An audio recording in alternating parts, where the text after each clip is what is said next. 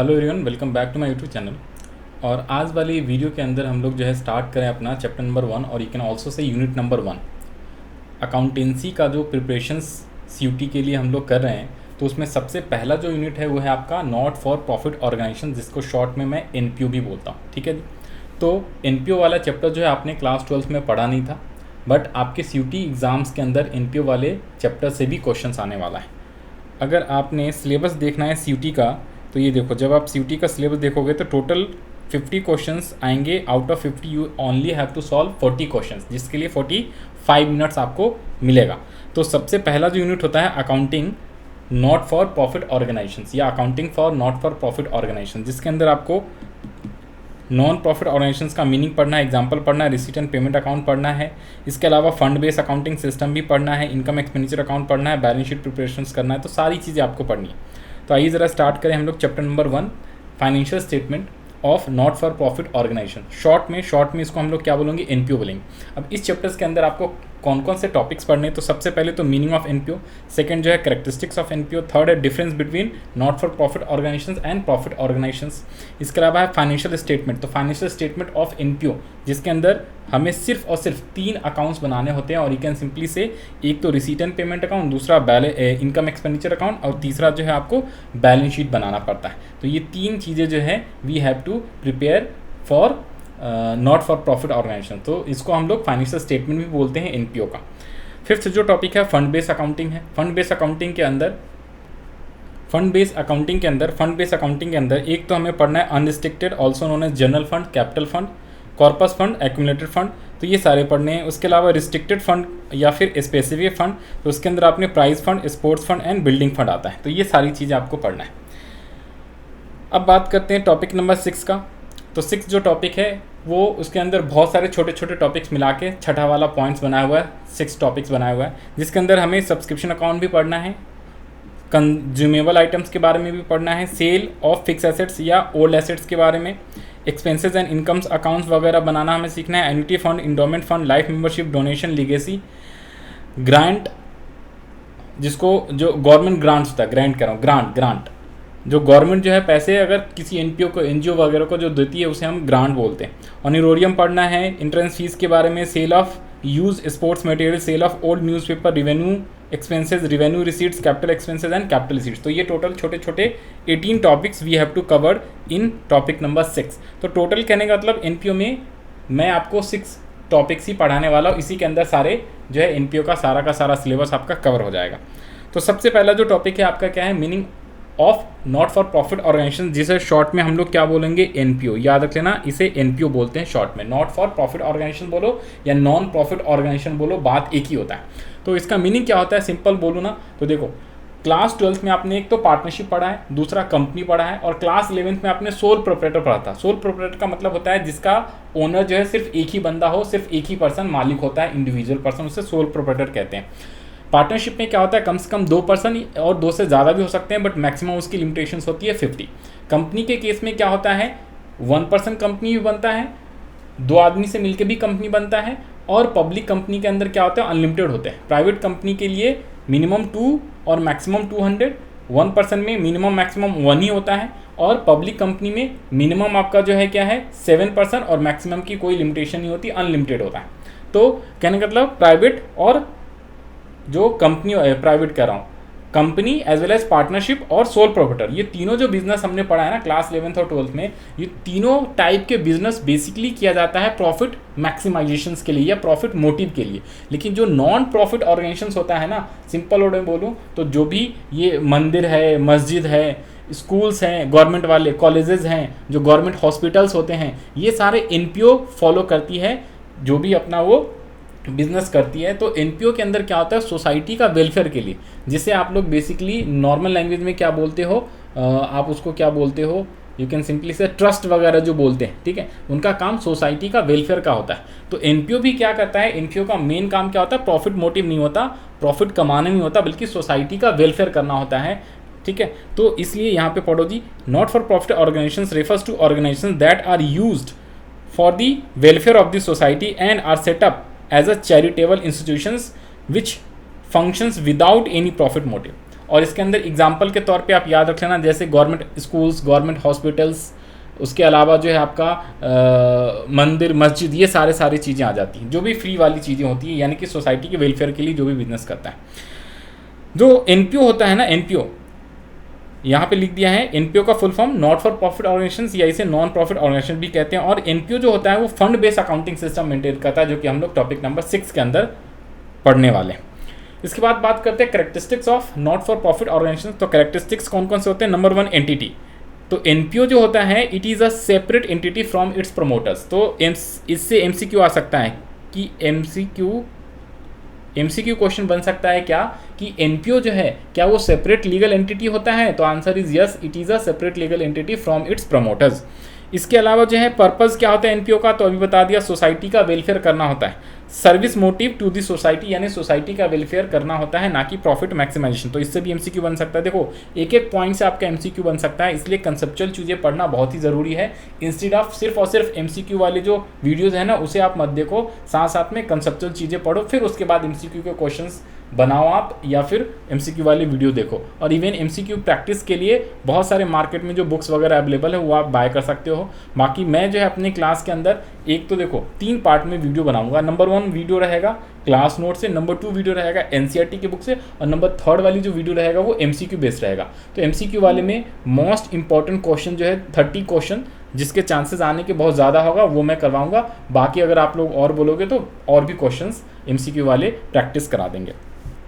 तो थर्ड जो कैरेक्टरिस्टिक्स है वो है ओनरशिप। ओनरशिप क्या होता है यहाँ पे ध्यान देना है, it is setup bye individuals या कंपनीज या चैरिटेबल सोसाइटीज, और you can also say trust, but it is not owned by them. लेकिन जो इसके यू कैन से जो कंपनी है, इंडिविजुअल लोग हैं, ये इसको ओन नहीं करते, ठीक है, ये इसके मेंबर्स हो सकते हैं लेकिन इसको ओन नहीं कर सकते। तो जो एनपीओ होता है किसको बिलोंग करता है? सोसाइटी को बिलोंग करता है, ना कि किसी इंडिविजुअल कंपनी या फिर यू कैन से ट्रस्ट वगैरह को। इसके अलावा नेक्स्ट जो कैरेक्टरिस्टिक्स है, प्रॉफिट इज नॉट ऑब्जेक्टिव। तो पहले हमने पढ़ लिया एनपीओ का मेन मोटिव क्या होता है, सर्विस देना या वेलफेयर प्रोवाइड करना सोसाइटी को। मैनेजमेंट, तो एनपीओ को कौन मैनेज करेगा? तो जो इसके ट्रस्टी या मैनेजिंग कमिटी होता है ना वो मैनेज करता है। ट्रस्टी या मैनेजिंग कमिटी जो होता है वो कौन करता है? वो मैनेज करता है किसको? एनपीओ को। फंड्स क्या होते हैं? तो कई टाइप के फंड्स होते हैं, entrance fees, membership fees, subscription and donation. तो एनपीओ के पास पैसे कहाँ से आते हैं, फंड्स कहाँ से आते हैं? तो जो लोग इस एनपीओ से, कोई भी एनपीओ से जब जुड़ते हैं तो उसे एंट्रेंस फीस देना होता है एवरी मंथ या एवरी ईयर, ईयरली बेसिकली उसे मेंबरशिप फीस देना पड़ता है, सब्सक्रिप्शन देना पड़ता है, और कई बार इसको डोनेशन मिल जाता है, और you can also say government से ग्रांट्स मिल जाती है, ठीक है जी। इसके अलावा नेक्स्ट फीचर जो है फाइनेंशियल स्टेटमेंट। तो फाइनेंशियल स्टेटमेंट एनपीओ के अंदर हमें 3 चीज़ें बनानी होती हैं, एक तो income expenditure account, receipt and payment account, and third जो होता है आपका बैलेंस शीट। ये 3 चीज़ें बनानी होती है। जैसे पार्टनरशिप में आप क्या बनाते थे? प्रॉफिट एंड लॉस अकाउंट बनाते थे, प्रॉफिट एंड लॉस एप्रोप्रिएशन भी बनाते थे, पार्टनर्स कैपिटल भी बनाते थे और बैलेंस शीट बनाते थे। कंपनी वाले केस में एसपीएल और बैलेंस शीट बनाते थे। और जो सोल प्रोप्राइटर था 11th क्लास में जो आपने पढ़ा था, तो ट्रेडिंग अकाउंट बनाते थे, प्रॉफिट एंड लॉस बनाते थे और बैलेंस शीट बनाते थे। लेकिन एनपीओ की बात करते हैं तो एनपीओ में आपको 3 ही अकाउंट्स बनाने हैं, और यू कैन से 2 अकाउंट और 1 बैलेंस शीट बनानी है। Account number 1 receipt and payment account, account number 2 income and expenditure account, account number 3 account नहीं कह सकते उसको, बैलेंस शीट कहते हैं। तो 2 अकाउंट, एक तो रिसीट एंड पेमेंट, दूसरा इनकम एक्सपेंडिचर, और थर्ड जो आपको बनाना है वो बैलेंस शीट बनानी। इसे हम लोग फाइनेंशियल स्टेटमेंट बोलते हैं ऑफ एनपीओ। नेक्स्ट फीचर जो है क्या है, formed for providing service to a specific group और a public at a large. तो ये एनपीओ जो है किस लिए फॉर्म किया जाता है, किस लिए बनाया जाता है? या तो पूरे पब्लिक के वेलफेयर के लिए, किसी सोसाइटी के वेलफेयर के लिए, किसी स्पेसिफिक ग्रुप के वेलफेयर के लिए, तो कैसा भी आप एनपीओ बना सकते हो। नेक्स्ट फीचर्स क्या है, organised as a charitable trust और सोसाइटी। यहाँ पे नंबरिंग जो है आई गेस गलत नहीं, नंबरिंग ठीक है। तो ये जो है ये ऑर्गेनाइज कैसे, चैरिटेबल सोसाइटी या ट्रस्ट के द्वारा होता है। इसके अलावा जैसे आपने कई जगह सुना होगा जो बूढ़े लोग के लिए कोई सोसाइटी बनाया हुआ है, चैरिटेबल ट्रस्ट बनाया हुआ है, ठीक है, तो वो सब भी एनपीओ के अंदर कवर होते हैं।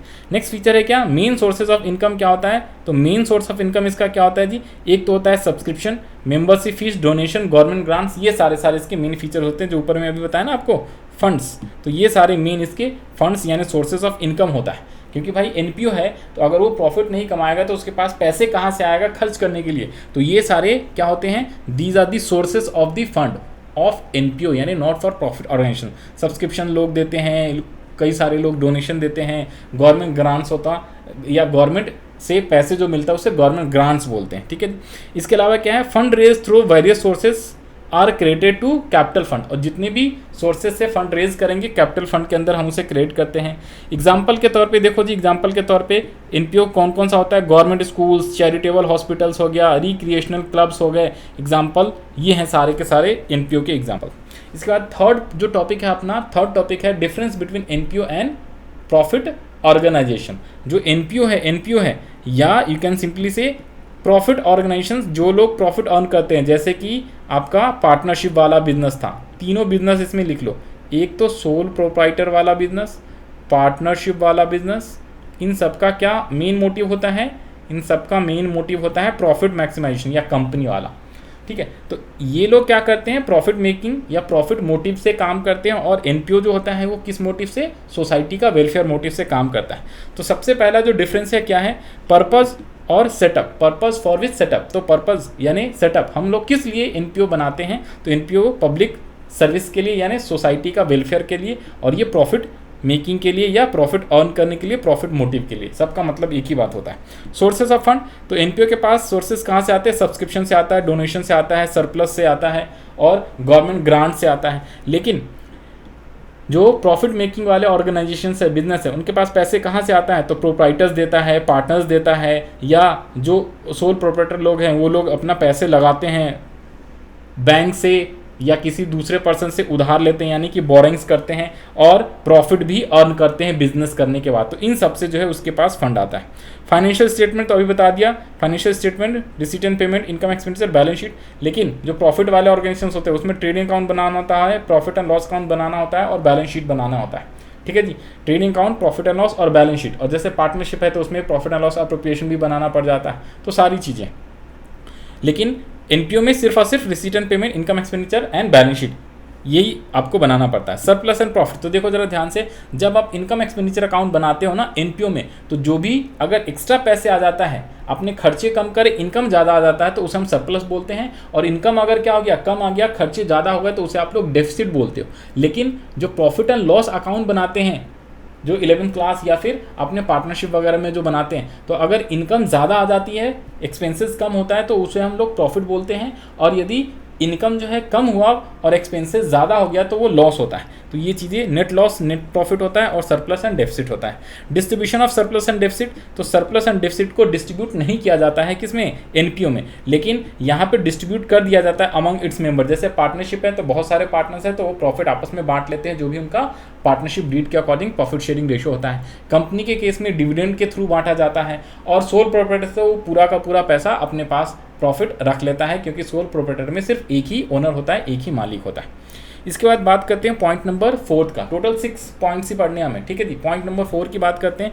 पॉइंट नंबर 4 जो है आपका फाइनेंशियल स्टेटमेंट ऑफ एनपीओ, यानी कि receipt and payment, income expenditure, balance sheet. तो ये बहुत ही ज़्यादा इंपॉर्टेंट है, और यहीं से न्यूमेरिकल क्वेश्चन जो है बेसिकली स्टार्ट होता है, जिसके अंदर बहुत सारे प्रैक्टिकल क्वेश्चन बनते हैं और सॉल्व करने वाले क्वेश्चन बनते हैं। तो उस टाइप के क्वेश्चन भी आपके एग्जाम में रहेगा। तो इसका जो प्रैक्टिस है आप घर पर करोगे, क्वेश्चन वगैरह जो है आप जो है क्या करोगे, किसी भी बुक से आप कोई सा भी क्वेश्चन उठा के, या एनसीईआरटी की बुक से, बेटर इज एनसीईआरटी की बुक से जो उसके अंदर अनसॉल्व क्वेश्चन और सॉल्व क्वेश्चन दोनों है ना, एग्जाम्पल वगैरह सारे, वो कर लेना। That will be sufficient for NPO class, ठीक है। क्योंकि सीयूटी के एग्जाम में सीयूटी एनटीए ने ऑलरेडी बोला हुआ है कि सारे के सारे क्वेश्चन जो है सीबीएसई का, सीबीएसई कह रहा हूँ, एनसीईआरटी की जो बुक है उसी से आएगी।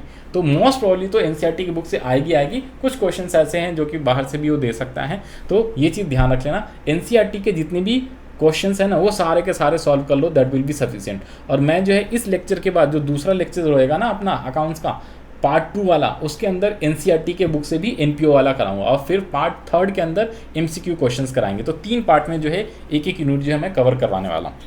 तो नेक्स्ट जो टॉपिक है ये 4th वाला जो है आपका क्या, फाइनेंशियल स्टेटमेंट, जिसके अंदर हमें receipt and payment account, income expenditure and balance sheet पढ़ना है। मोस्ट इंपॉर्टेंट पे हम लोग आ गए, आप ध्यान से देखो। तो सबसे पहले बात करूँ रिसीट एंड पेमेंट के बारे में, तो देखो इससे एमसीक्यू क्वेश्चंस 99% आने के चांस क्या है, ध्यान से सुनो। रिसीट एंड पेमेंट के बारे में एमसीक्यू क्वेश्चन पूछ सकता है कि रिसीट एंड पेमेंट जो है ना वो कौन सा अकाउंट है, नेचर ऑफ अकाउंट उसका कैसा है। 11th क्लास में याद करो हमने सीखा था 3 टाइप्स के क्या होते हैं नेचर ऑफ अकाउंट्स होते हैं, कौन सा, रियल, पर्सनल, नॉमिनल, और you can also say personal account, real account, nominal account. तो जो आपका रिसीट एंड पेमेंट होता है ना, वो आपका क्या होता है, रियल अकाउंट होता है, रियल अकाउंट होता है। और एक ये भी चीज़ ध्यान रख लेना है कि जो रिसीट एंड पेमेंट अकाउंट होता है ना, ये सिंपली क्या होता है, कैश जो अकाउंट होता है ना उसके बेसिस पे बनाया जाता है। तो जस्ट लाइक कैश अकाउंट ही मान सकते हो। तो रिसीट एंड पेमेंट में जैसे कैश अकाउंट में क्या होता था, डेबिट साइड में आप सारे रिसीट्स वाले साइड लिखते थे डेबिट करके, और कैश अकाउंट में जो आउटफ्लो होता था, ठीक है, पेमेंट वाले साइड क्रेडिट साइड में लिखते थे। सेम रिसीट साइड में, रिसीट एंड पेमेंट साइड में जो रिसीट साइड होता है ना डेबिट साइड होता है, और आपका जो पेमेंट साइड होता है वो क्रेडिट साइड होता है। यहाँ पे देखो जी फॉर्मेट पहले आपको दिखा दूँ, ये इसका फॉर्मेट है रिसीट एंड पेमेंट साइड का। देखो जी रिसीट एंड पेमेंट अकाउंट का ये फॉर्मेट है। तो जितनी भी रिसीट्स होती हैं डेबिट साइड, जितनी भी पेमेंट्स होती हैं वो क्रेडिट साइड, चाहे इस साल का हो, पिछले साल का हो, अगले साल का हो। सिंपली आपको ध्यान रख लेना है इस साल में जो भी आपने रिसीट करा है, किसी भी साल का रिसीट करा है सारे डेबिट साइड में, किसी भी साल का पेमेंट करा है वो क्रेडिट साइड में आता है। तो रिसीट की तरफ देखो, सबसे पहले रिसीट एंड पेमेंट अकाउंट में आपको बैलेंस बीडी लिखना होता है, कैश और बैंक दोनों का बैलेंस। यदि दोनों का बैलेंस है आपके पास तो दोनों का बैलेंस लिखो, सिर्फ एक का है तो सिर्फ एक का लिखो। तो बैलेंस बीडी किधर पे होगा, डेबिट साइड में। उसके अलावा सब्सक्रिप्शन के थ्रू आपको पैसे मिलते हैं। तो अगर मान लो ये कौन सा ईयर है, ये हमारे यहाँ पे ये 2020-21 है ना, तो 2020 से 2021 यानी 31 मार्च 2021 वाला ये ईयर है। तो अगर मेरे को करंट ईयर का पैसा सब्सक्रिप्शन मिला है तो वो भी लिखेंगे, पिछले साल का कोई पैसा इसी साल में मिला है वो भी हम रिसीट साइड में लिखेंगे, और कोई एडवांस में पैसा मिल जाता है उसे भी हम लोग लिखते हैं। तो रिसीट साइड में टोटल रिसीट्स कितने आए हैं भाई साहब, टोटल सब्सक्रिप्शन से, चाहे वो किसी भी साल का क्यों ना हो, इस साल मिला है तो सारे लिख दो। General donation, entrance fees, admission fees, general grant, sale of newspaper, ठीक है जी, interest on investment, income, dividend received, rent received, ये जितनी भी है ना ये सारे रिसीट्स हैं। पेमेंट साइड जैसे सैलरी पे किया, रेंट पे किया, पोस्टेज एंड एक्सपेंसेस पे किया, रिपेयर की पैसे पे किए, ऑडिट फी पे किए, मेंटेनेंस इंश्योरेंस पैसे पे किए, ऑनरोरियम का पैसा पे किया, म्यूनिसिपल टैक्सेस, प्राइस डिस्ट्रीब्यूट कर दिया आपने, प्राइस फंड मिला तो यहाँ पे लाइफ मेंबरशिप फीस यहाँ पे आता है, डोनेशन कोई रिसीव हुआ चाहे जनरल हो चाहे स्पेसिफिक हो, लीगेसी, इंडोमेंट, ये सारे रिसीट इधर हैं, और बाकी ये सारे पेमेंट इधर है। अगर आपने कोई इन्वेस्टमेंट खरीदा, स्पोर्ट्स इक्विपमेंट खरीदा, बुक्स खरीदें, लोन का रीपेमेंट करा, और लोन का जो है आपने क्या किया है, लोन अगर रिसीव किया है तो इधर लोन का रीपेमेंट करा है तो क्रेडिट साइड, और लास्ट में आपका बैलेंस सीडी बच जाता है, that is called closing balance, cash और बैंक दोनों का।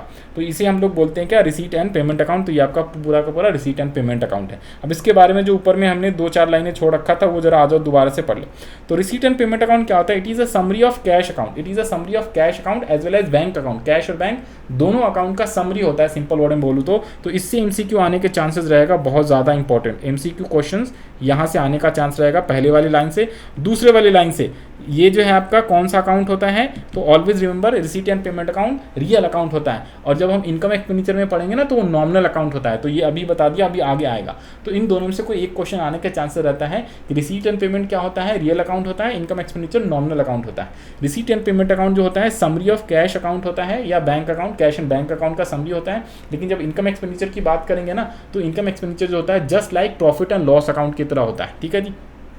इसके अलावा क्या कह रहा है, it shows capital as well as revenue item. ये भी एमसीक्यू का पार्ट, ये भी एमसीक्यू के लिए इंपॉर्टेंट है कि भाई कैश अकाउंट में कैपिटल और रिवेन्यू दोनों नेचर्स के अमाउंट लिखते हैं, चाहे कैपिटल रिसीट्स हो, कैपिटल पेमेंट्स हो, चाहे रिवेन्यू रिसीट्स हो और रिवेन्यू का पेमेंट हो। तो दोनों टाइप के नेचर के आइटम को हम लोग कैश क्या कह रहा हूँ मैं, रिसीट एंड पेमेंट अकाउंट में लिखते हैं, सॉरी ठीक है, दोबारा से बोला। रिसीट एंड पेमेंट अकाउंट में क्या होता है, रिसीट एंड पेमेंट अकाउंट में कैपिटल नेचर का और रिवेन्यू नेचर का दोनों टाइप के आइटम्स को हमें रिकॉर्ड करना होता है, चाहे वो रिसीट्स हो चाहे पेमेंट हो। कैपिटल और रिवेन्यू रिसीट्स, कैपिटल और रिवेन्यू पेमेंट, दोनों चीज़ें हमें लिखनी होती है। सिंपल याद रखना है, रिसीट्स है चाहे कैपिटल हो रिवेन्यू हो तो डेबिट साइड आएगा, रिसीट साइड आएगा, और अगर रिवेन्यू और कैपिटल पेमेंट होएगा तो वो कहाँ पे आएगा, पेमेंट साइड यानी कि क्रेडिट साइड में आएगा। इसके अलावा फीचर्स क्या होता है रिसीट एंड पेमेंट का, तो ऊपर में 2-3 फीचर बता दिया। Number 1, it is a summary of cash and bank account. Actual cash transactions को ही हम लोग लेते हैं, ठीक है, अक्रूवल बेसिस नहीं लिखते, एक्चुअल रियल बेसिस लेते हैं। इसके अलावा it starts with opening balance और एंड्स विद क्लोजिंग बैलेंस, अभी आपको फॉर्मेट भी दिखा दिया। It includes capital as well as revenue item. It follows cash system of accounting, cash system of accounting follow करता है, बिकॉज कैश सिस्टम में क्या होता है, सिर्फ और सिर्फ एक्चुअली में कैश जो आया और एक्चुअली कैश पे किया उसी को रिकॉर्ड करते हैं। लेकिन अक्रूवल बेसिस क्या होता है, इनकम वाले में होगा। अक्रूवल बेसिस में क्या होता है, सिर्फ इस साल का इनकम एक्सपेंडिचर हमें लेना होता है, चाहे वो एक्चुअली रिसीव हुआ हो या नहीं हुआ। इसके अलावा नेक्स्ट है क्या आपका, it shows cash position and excludes all non cash item. Sir इसमें सिर्फ और सिर्फ कैश आइटम लेते हैं तो नॉन कैश आइटम को हम लोग नहीं लेंगे, एक्सक्लूड कर देंगे। It is a real account, it does not take any income expenses outstanding, ठीक है जी, एट द बिगनिंग और एट द एंड। तो बिगनिंग और एंड में कोई भी आउटस्टैंडिंग, अक्रूड, एडवांस, ये सब एडवांस तो लेते हैं, आउटस्टैंडिंग वाला नहीं लेते। यानी कि सिंपल ये रियल अकाउंट है, कैश बेसिस है, तो जितने भी कैश आए हैं या जितने कैश का आपने पेमेंट करा है, cash as well as bank दोनों, ठीक है। तो ये इसके फीचर्स हो गए। नेक्स्ट है लिमिटेशंस। लिमिटेशंस क्या हैं, तो यहाँ पे ध्यान से देखो limitation, it does not show surplus और deficit.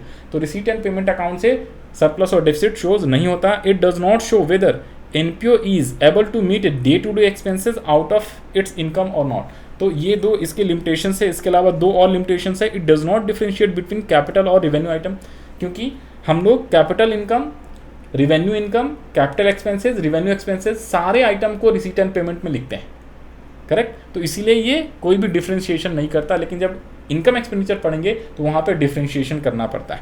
It does not show the income and expenses that have been during the year but not receive. तो यानी कि सिंपली है आउटस्टैंडिंग वाले को क्या होता है, हम लोग इसमें रिकॉर्ड नहीं करते। तो दीज आर लिमिटेशंस। 4 लिमिटेशंस है। कौन कौन से लिमिटेशंस क्या क्या हैं, तो नंबर 1 है क्या, सरप्लस डेफिसिट शो नहीं करते, इसमें रिसीट एंड पेमेंट में नहीं होता है।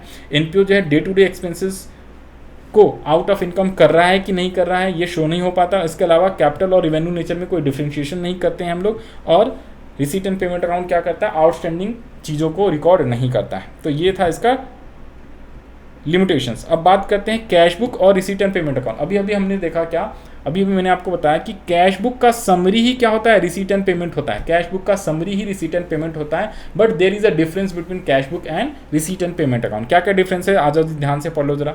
Number 1 statement versus account. तो रिसीट एंड पेमेंट अकाउंट क्या होता है, receipt and payment account it does not show date and ledger folio. तो रिसीट एंड पेमेंट अकाउंट में लेजर फॉलियो और डेट शो नहीं करते, लेकिन कैश बुक में आपको डेट और लेजर फॉलियो दोनों शो करना पड़ता है। Journal as well as ledger दोनों आपको इसमें शो करना होता है। साथ साथ में डेट भी आपको शो करना होता है, किस डेट को कैश आया, किस डेट को कैश गया, कैश बुक में लिखना होता है। लेकिन रिसीट एंड पेमेंट अकाउंट में लिखने की जरूरत नहीं होती। पीरियड क्या होता है, it is prepared eight the end of accounting period. लेकिन ये क्या होता है, डेली बेसिस पे। कैश बुक डेली बेसिस पे होता है, कैश बुक डेली बेसिस पे, और ये हमेशा साल के एंड में हम लोग रिसीट एंड पेमेंट बनाते हैं।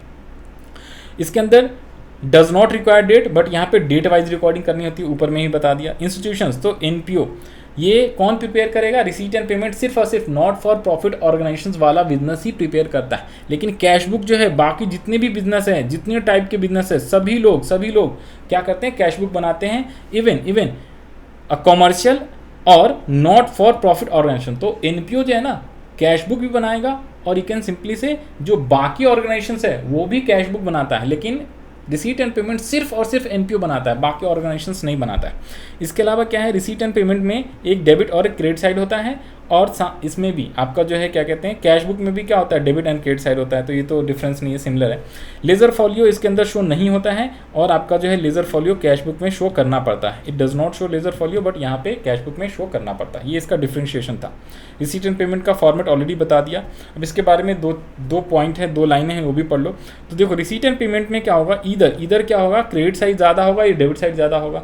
अगर ये क्रेडिट साइड ज़्यादा है, ये क्रेडिट साइड पूरा का पूरा ज़्यादा है, तो यहाँ पे क्या आएगा, यहाँ पे आपका आ जाएगा ओवरड्राफ्ट। ध्यान से देखो, अगर मान लो ये 10,000 आ गया इसका टोटल, और इसका टोटल पूरा का पूरा 9,000 आ रहा है, तो आप क्या करोगे, ये 9,000 आ रहा है, तो 1,000 से आपका क्या होगा, ये डेबिट में जो बैलेंस आता है ना उसे ओवरड्राफ्ट बोलते हैं, बैंक ओवरड्राफ्ट। यानी कि आपने क्या किया, आपने पेमेंट ज़्यादा कर दिया और रिसीट कम आया है, तो ज़्यादा पेमेंट कहाँ से करा होगा, आपने 1,000 का और एक्स्ट्रा ओवरड्राफ्ट लिया। भाई 9,000 आपके पास रिसीट आया, आपने खर्चे 10,000 कर दिए। 10,000 कहाँ से खर्चे किए भाई, 1,000 का आपने कहीं से क्या किया होगा, आपने बैंक अकाउंट से उधार लिया होगा, जिसको बैंक ओवरड्राफ्ट बोलते हैं। और इसी का जस्ट अपोजिट केस क्या होगा, इसी का अपोजिट केस, अगर मान लो ये 10,000 है और ये हो जाता है 11,000, आपका ये 11,000 हो जाता है, तो यहाँ पे ना आके यहाँ पे क्या हो जाएगा, आपका 1,000 का बैलेंस सीधे आ जाएगा, कैश का या बैंक का। ठीक है, तो वही चीज़ इसमें बताया हुआ है कि यदि क्रेडिट साइड ज़्यादा होएगा, डेबिट साइड कम होएगा, तो क्रेडिट साइड अगर ज़्यादा होगा, डेबिट साइड कम होगा, ठीक है, तो उसे आप लोग ओवरड्राफ्ट बोलते हो। और अगर डेबिट साइड जो है, डेबिट साइड ज़्यादा है, क्रेडिट साइड आपका कम है, तो फिर आपका जो है बैलेंस सीधी आ जाता है, क्लोजिंग बैलेंस आ जाता है। ये 2 लाइन लिखा हुआ है, दैट्स इट। नेक्स्ट है क्या आपका इनकम एक्सपेंडिचर अकाउंट। तो पहला हमने रिसीट एंड पेमेंट अकाउंट देख लिया, अब हम लोग इनकम एंड एक्सपेंडिचर अकाउंट की बात करते हैं। तो इनकम एंड एक्सपेंडिचर अकाउंट के बारे में आ जाओ जी। Number 1, it is a nominal account. सबसे पहले लिखा हुआ है इनकम एक्सपेंडिचर अकाउंट क्या होता है, नॉमिनल अकाउंट होता है। इसका नेचर कैसा होता है, नॉर्मल। इससे हाईलाइट कर लो, अच्छे से हाईलाइट कर लो, इससे एमसीक्यू आने के चांस बहुत ज़्यादा रहेगा, इससे एमसीक्यू आने के चांसेस बहुत ज़्यादा रहता है। ठीक है जी। इसके अलावा इनकम एक्सपेंडिचर अकाउंट के अंदर भी क्या होता है जी, दो साइड होता है, एक होता है डेबिट साइड, एक होता है क्रेडिट साइड। तो जितने भी क्रेडिट साइड होते हैं उसमें इनकम और गेन्स को रिकॉर्ड करते हैं, और जो डेबिट साइड होता है उसके अंदर एक्सपेंसेस और लॉसेस को आप रिकॉर्ड करते हो। Just like profit and loss account होता था, प्रॉफिट एंड लॉस अकाउंट या you can say trading account. Profit and loss में डेबिट साइड सारे लॉसेज एक्सपेंसेस होते हैं, क्रेडिट साइड सारे इनकम्स और गेन्स होते हैं, same as it is income expenditure account होता है। सर एक काम करो, पहले इसका फॉर्मेट दिखा दो, फिर इसके बारे में आप पढ़ाना, ठीक है। ये लो, ये होता है income expenditure account, just like profit and loss account की तरह। तो यहाँ पे एक्सपेंडिचर लिख देते हैं डेबिट साइड में, और क्रेडिट साइड में क्या होता है जी, इनकम होता है। प्रॉफिट एंड लॉस अकाउंट में आप क्या लिखते थे, एक्सपेंडिचर की जगह पे आप एक्सपेंसेस लिखते थे, और इनकम की जगह पे इनकम ही लिखा करते थे आप, ठीक है जी। तो ये भी इनकम एक्सपेंडिचर अकाउंट है, ये एनपीओ ही सिर्फ बनाता है, और प्रॉफिट एंड लॉस अकाउंट बाकी सारे ऑर्गेनाइजेशंस बनाते हैं। अब बात करते हैं क्या एक्सपेंडिचर, तो जैसे सैलरी हो गया, रेंट हो गया, इंश्योरेंस, ये सारे पैसे पे कर रहे हो, printing, honorarium, telephone repair, depreciation, sports use, और जो बच जाता है बैलेंस उसे सरप्लस कहते हैं। प्रॉफिट एंड लॉस में इसे हम लोग क्या बोलते थे, प्रॉफिट बोला करते थे, लेकिन यहाँ प्रॉफिट नहीं बोलेंगे, इसे हम लोग सरप्लस बोलते हैं, क्योंकि एनपीओ जो है ना प्रॉफिट मेकिंग ऑर्गेनाइजेशन नहीं है, इसलिए जो भी इनकम ज़्यादा हुई, एक्सपेंस कम, तो जो पैसे ज़्यादा आए हैं इनकम के थ्रू, तो उसे हम लोग सरप्लस बोलेंगे, ना कि प्रॉफिट बोलेंगे। और सेम लॉसेस को हम लॉस नहीं बोलते बल्कि डेफिसिट बोलते हैं। अगर एक्सपेंडिचर ज़्यादा हो जाता है, इनकम कम होता है, तो उसको हम लोग लॉस ना बोल के डेफिसिट बोलते हैं। दैट मीन्स कि आपका जो है एक्सपेंडिचर ज़्यादा हो गया है, इनकम कम हुआ है इस साल, ठीक है जी, क्योंकि ये एनपीओ है, नॉट फॉर प्रॉफिट ऑर्गेनाइजेशन। और इनकम जैसे सब्सक्रिप्शन मिला आपको, इसमें कोई आउटस्टैंडिंग है तो जोड़ दो, एडवांस जो है वो जोड़ दो या लेस कर दो, तो उसमें सारी चीज़ें ऐड प्लस करना होता है, एडजस्टमेंट करनी होती है। क्यों? क्योंकि हमें सिर्फ और सिर्फ इस साल का सब्सक्रिप्शन चाहिए, चाहे वो मिला हो चाहे नहीं मिला हो। अक्रूवल बेसिस हम लोग बनाते हैं, क्या बनाते हैं, अक्रूवल बेसिस बनाते हैं। एंट्रेंस फीस जो है आपका इस साल का, डोनेशंस है, sale of newspaper, hall rent, receipt है, ये इनकम है, इनकम जो हुई है, सनडी रिसीट्स, और भी कोई जो रिसीट्स रहेगा वो हमें यहाँ पे लिखना होता है, कोई भी इनकम होती है तो इनकम, क्रेडिट साइड, एक्सपेंसेस सारे के सारे डेबिट साइड। अब इसके बारे में बात कर लो, आ जाओ। तो नंबर 1 क्या है इसका, इनकम वाले इनकम एक्सपेंडिचर के अंदर नंबर 1 पॉइंट है क्या, ये कौन सा अकाउंट होता है, नॉमिनल अकाउंट होता है, और it is basically what, it is in the form of profit and loss account, और ये just like profit and loss account की तरह ही होता है। तो ये भी चीज़ें आपको ध्यान रख लेना है, प्रॉफिट एंड लॉस अकाउंट की तरह ही होता है। नेक्स्ट पॉइंट है क्या, all the income and expenses as revenue nature. ध्यान देना, जितने भी इनकम एंड एक्सपेंसेस है ना, वो सारे रिवेन्यू नेचर वाले ही हम लोग इनकम एक्सपेंडिचर में रिकॉर्ड करते हैं, कैपिटल नेचर वाला नहीं करते। कैपिटल नेचर के receipt and expenditure balance sheet में रिकॉर्ड होता है, लेकिन रिसीट एंड पेमेंट में याद करो, कैपिटल नेचर और रिवेन्यू दोनों हम लोग वहाँ पर रिकॉर्ड करते थे। इसके अलावा इसमें इन अदर वर्ड्स, यहाँ पे देखो जरा, income expenditure have to be adjusted both side, outstanding और प्री पेमेंट या advance payment, non cash item को भी हमें लेना होता है, डेप्रिसिएशन, बैड डेट्स, ठीक है, प्रोविजन फॉर डाउटफुल डेट्स, ये सारे लेते हैं। और यहाँ पे ये भी लिख लेना, इनकम एक्सपेंडिचर जो होता है ना, वो अक्रूवल बेसिस, अक्रूवल अकाउंटिंग को क्या करता है, फॉलो करता है, ठीक है, अक्रूवल कंसेप्ट फॉलो करता है। यहाँ पे अक्रूवल बेसिस की जगह अक्रूवल कंसेप्ट लिख लेना, अक्रूवल कॉन्सेप्ट। लेकिन जो रियल कर रहा हूँ, जो रिसीट एंड पेमेंट अकाउंट होता था ना, रिसीट एंड पेमेंट, ये कौन सा, तो ये आपका जो है कैश बेसिस, कैश सिस्टम, ठीक है, कैश कंसेप्ट, ये रहा ना, cash system of accounting follow करता है, और ये अक्रूवल सिस्टम फॉलो करता है। अक्रूवल कंसेप्ट या अक्रूवल सिस्टम एक ही बात होती, ये ध्यान रख लेना। नेक्स्ट है क्या, differentiate between debit side and credit side is इधर सरप्लस और डेफिसिट होता है, ये ऑलरेडी आपको बता दिया है मैंने। इसके बाद है क्या, इसके फीचर्स क्या क्या होते हैं, तो यहाँ पे ये फीचर्स बहुत ज़्यादा इंपॉर्टेंट रहेगा आपके एमसीक्यू क्वेश्चंस के लिए, फीचर्स अच्छे से, इसमें वही ऊपर जो अभी हमने मीनिंग वगैरह पढ़ा ना, वही फीचर्स है। Number 1, it is prepared in lieu of profit and loss account. Profit and loss account की जगह पे हम लोग इनकम एक्सपेंडिचर बनाते हैं एनपीओ के अंदर। एनपीओ में प्रॉफिट एंड लॉस अकाउंट नहीं बनता, इनकम एक्सपेंडिचर बनाते हैं। नेक्स्ट है, it is a nominal account होता है। It is based on mercantile system, mercantile system बोलो या फिर अक्रूवल सिस्टम बोलो, एक ही बात है, accrual system. Accrual system sir क्या होता है, अक्रूवल सिस्टम में होता है बच्चे, जो भी इस साल की इनकम एक्सपेंडिचर है उसको रिकॉर्ड करना है, ना कि कितना एक्चुअल में रिसीट हुआ और कितना पेमेंट हुआ। एग्जांपल के तौर पे मेरे को सब्सक्रिप्शन जो है टोटल 10,000 रुपये लेने थे, लेकिन मुझे एक्चुअली में मेंबर्स ने 8,000 ही सब्सक्रिप्शन दिया है, तो मैं रिसीट एंड पेमेंट में 8,000 ही लिखूंगा, लेकिन इनकम एक्सपेंडिचर में टोटल 10,000 लिखूंगा, 8,000 प्लस 2,000 का आउटस्टैंडिंग। तो इसलिए एडजस्टमेंट करना होता है आउटस्टैंडिंग या एडवांस का, ठीक है। सपोज सैलरी हमने पे करा है सिर्फ 10 महीने का 10,000 रुपये, और पूरे एक साल की सैलरी कितनी होती है, 12,000। तो आपको इनकम एक्सपेंडिचर में पूरा 12,000 दिखाना पड़ेगा, salary paid 10,000 plus outstanding salary for 2 months 2,000, total मिला के 12,000। तो अक्रूवल सिस्टम इसे कहते हैं। There is no opening balance, receipt and payment में कोई ओपनिंग बैलेंस और क्लोजिंग बैलेंस नहीं होता। रिसीट एंड पेमेंट कह रहा हूँ, इनकम एक्सपेंडिचर अकाउंट में कोई ओपनिंग बैलेंस कोई क्लोजिंग बैलेंस नहीं होता, लेकिन रिसीट एंड पेमेंट जो अभी हमने पहले पढ़ा है उसमें ओपनिंग भी होता है और क्लोजिंग बैलेंस भी होता है। नेक्स्ट फीचर है क्या, it ends with surplus and deficit, it excludes all capital income and expenditure. तो हमें सिर्फ और सिर्फ हम इसमें सिर्फ और सिर्फ कौन से लिखते हैं, revenue nature, only revenue items लिखते हैं, चाहे रिवेन्यू एक्सपेंडिचर हो रिवेन्यू रिसीट्स हो, कैपिटल आइटम नहीं लिखते। याद करो रिसीट एंड पेमेंट में कैपिटल रिवेन्यू दोनों आइटम्स लिखते थे, यहाँ पे सिर्फ और सिर्फ रिवेन्यू नेचर के आइटम लिखते हैं। इसके अलावा लास्ट है क्या, it records all expenses whether paid और नॉट। तो देखो जी अक्रूवल सिस्टम का मतलब चाहे आपने पे किया है या नहीं पे किया है, same all income whether received और नॉट, तो यहाँ पे ये रिकॉर्ड करते हैं। ये इसका फॉर्मेट है, ऑलरेडी हमने पढ़ लिया है ऑलरेडी। यहाँ पे देखो expenditure side all revenue expenditure और income side all revenue income को हम लोग रिकॉर्ड करते हैं। इसका बाद है सम इंपॉर्टेंट टर्म्स, तो यहाँ पे दो इंपॉर्टेंट टर्म्स है, दो नहीं चार है। एक तो capital expenditure, revenue expenditure, revenue receipts और कैपिटल रिसीट्स। ये क्या क्या होते हैं इसके बारे में आ जाओ जी मैं बता दूँ, इसके बीच में डिफरेंस क्या होता है। देखो जैसे मैं रिवेन्यू बोलता हूँ ना, रिवेन्यू का मतलब क्या होता है, विद इन 1 ईयर वाला होता है। कैपिटल एक्सपेंडिचर वो एक्सपेंडिचर होता है जिसको हम जब खर्चे करते हैं तो उससे हमें बेनिफिट 1 साल से ज़्यादा टाइम के लिए मिलता है। एग्जाम्पल के तौर पे हमने बिल्डिंग खरीदा, इन्वेस्टमेंट करा, बिल्डिंग खरीदा, तो बिल्डिंग का हमें जो फ़ायदा मिलेगा, बेनिफिट मिलेगा वो 1 साल के लिए नहीं, कई सालों तक मिलता है। अगर मैंने कोई 4 व्हीलर खरीदा तो हम 10 साल 12 साल, ठीक है जी, आप चलाते हो उसको, तो उससे बेनिफिट 1 साल से ज़्यादा के लिए होता है। तो यहाँ पढ़ो, it is an expenditure which benefit the organisation for more than 1 accounting year. एक अकाउंटिंग ईयर से ज़्यादा टाइम के लिए बेनिफिट मिलता है, उसे कैपिटल एक्सपेंडिचर कहते हैं। एग्जांपल मैंने ऑलरेडी बता दिया, लैंड, बिल्डिंग, फर्नीचर, इन सब में खर्चे करना या पे करना, ठीक है जी, परचेज वगैरह करना। रिवेन्यू नेचर का क्या होता है, with in an accounting year, with in 1 accounting year, with in accounting period के अंदर ही सिर्फ बेनिफिट मिलता है। एग्जाम्पल के तौर पर आपने रेंट पे किया, इंश्योरेंस, सैलरी, ऑनरोरियम, तो स्टाफ को सैलरी 1 साल के लिए पे किया तो 1 ही साल के लिए काम करेगा। आपने रेंट पे किया, ठीक है जी, 1 साल का, तो 1 ही साल के लिए आप बिल्डिंग को रेंट पे ले सकते हो। तो ये होते हैं क्या, रिवेन्यू एक्सपेंडिचर और कैपिटल एक्सपेंडिचर के भी डिफरेंस। अब बात करते हैं revenue receipts and capital receipts, same as it is होता है, इसका उल्टा। रिसीट का मतलब पैसे आना, एक्सपेंडिचर का मतलब पैसे हमने पे करे। तो रिवेन्यू रिसीट्स कौन से होते हैं, रिवेन्यू रिसीट जैसे कि एग्जांपल के तौर पे जर्नल डोनेशन मिला, रेंट रिसीव्ड हो गया अगर हमने, ठीक है, सब्सक्रिप्शन फ्रॉम मेंबरशिप हो गया, तो any income received from activities carried out by organisations in terms as a revenue receipts.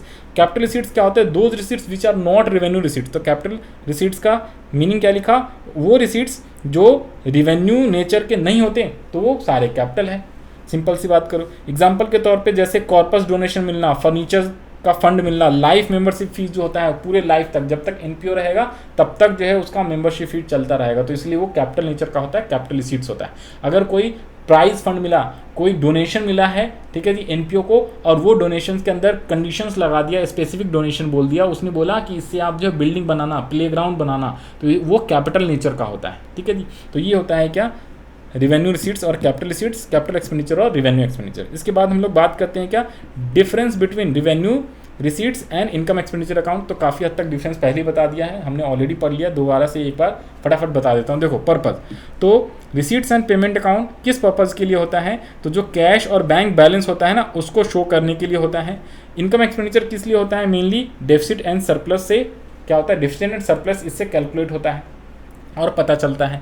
Nature कैसा होता है, तो पहले बताया रिसीट एंड पेमेंट अकाउंट कैसा नेचर होता है, बताओ जी। नेचर ऑफ अकाउंट्स कैसा होता है, रियल नेचर होता है, रियल अकाउंट होता है। लेकिन ये इनकम एक्सपेंडिचर का नेचर कैसा होता है, नॉमिनल होता है। इसके अलावा फॉर्म है क्या, it records receipts on debit side, payments on credit side. लेकिन जितने भी ऑल एक्सपेंसेस हैं वो ऑल एक्सपेंसेस एंड लॉसेस को डेबिट साइड लिखते हैं, और ऑल इनकम्स एंड गेन्स को कहाँ पे लिखते हैं, क्रेडिट साइड में लिखते हैं इनकम एक्सपेंडिचर के अंदर। और बैलेंस क्या है, तो इसका ओपनिंग बैलेंस, क्लोजिंग बैलेंस दोनों होता है, लेकिन यहाँ पे कोई ओपनिंग क्लोजिंग बैलेंस होता नहीं है बेसिकली, बट जो क्लोजिंग वाला होता है उसे हम लोग सरप्लस एंड डेफिसिट बोलते हैं। ओपनिंग कोई बैलेंस नहीं होता, क्लोजिंग वाले को डेफिसिट एंड सरप्लस बोलते हैं इनकम एक्सपेंडिचर में। तो ये आपका डिफरेंसेस हो गया।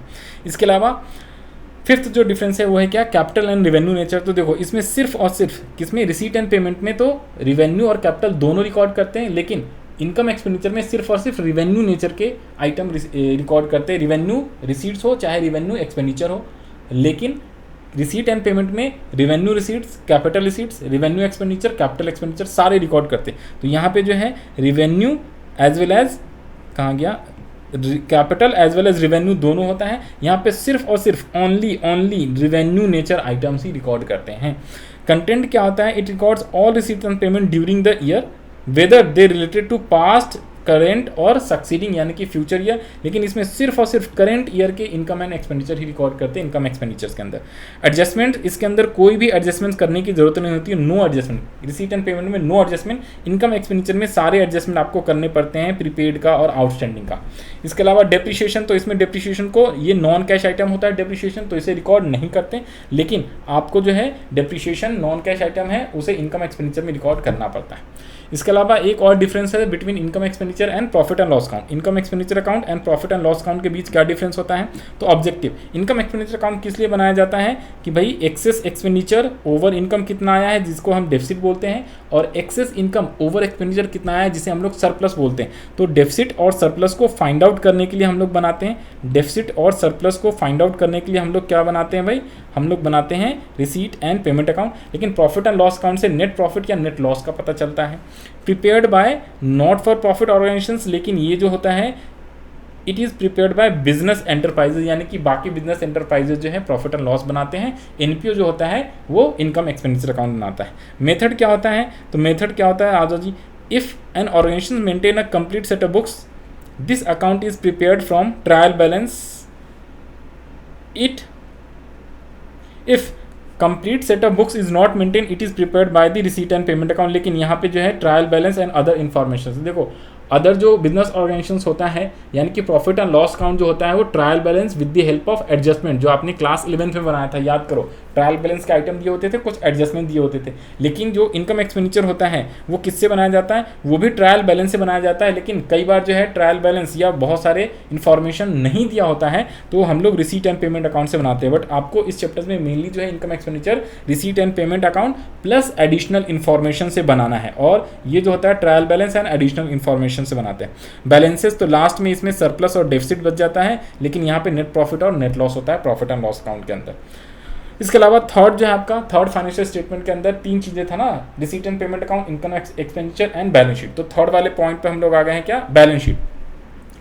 अब बैलेंस शीट के अंदर सेम बैलेंस शीट जो क्लास 11th में आप बनाते थे ना वैजिटीज यहाँ पे बनाते हैं, बस इसमें आइटम्स अलग अलग हो जाता है, आइटम्स अलग अलग आता है क्योंकि ये एनपीओ है। तो जैसे कि specific donation, general donation, prize fund, ठीक है, सब्सक्रिप्शंस वगैरह जो होता है, आउटस्टैंडिंग एडवांस, तो ये सारे कुछ अलग अलग आइटम्स होते हैं एनपीओ के अंदर। तो उन सब का रिकॉर्ड हम लोग बैलेंस शीट में करते हैं। लेकिन सेम एक साइड लायबिलिटीज होता है, दूसरा एसेट साइड होता है। लायबिलिटी साइड में कैपिटल की जगह कैपिटल फंड आ जाता है और बाकी लायबिलिटीज आ जाते हैं, और एसेट साइड में जो भी एसेट्स वगैरह होते हैं, फिक्स एसेट्स, करेंट एसेट, तो सारे उसी टाइप के एसेट्स यहाँ पे भी होते हैं। कैश, बैंक, डेटर्स नहीं होता बेसिकली, यहाँ पे हो जाते हैं क्या, inventories, stocks, fix assets, land and building, ये सारे एसेट्स हो जाते हैं।